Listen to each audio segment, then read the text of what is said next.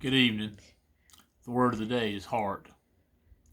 I was sawing some logs today for a gentleman. He had brought them over and asked me to saw them.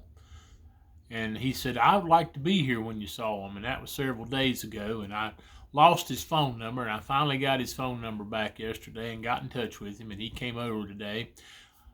While I was looking for his phone number, I'd been looking at these logs thinking, these aren't great logs. They don't look very good at all. And I was afraid as we cut into them, we were going to find that they weren't very good. Well, the sawing was a little rough because they weren't straight as a gun barrel like you would like for them to be. But once we sawed into them, the wood was pretty solid and was pretty good, and we got something pretty good out of them. It reminded me of another tree that was in my mother's yard several years ago. We had a tornado that came right over the top of us. It never completely touched down, but it was a terrible storm for us.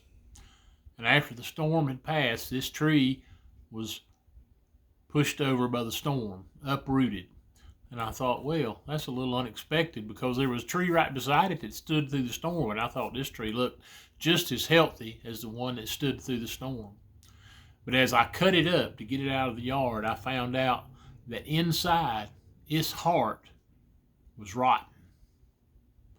As I was thinking about this today, the tree that didn't look too great on the outside had a good heart in it. But this tree that looked like it was alive and healthy had a bad heart. So the moral of this story is, if you want to survive the storm, make your heart strong. And I'm not just talking about the one that pumps blood. I'm talking about your mental, emotional, and spiritual health. Make your heart strong and you can survive the storm. Have a great day.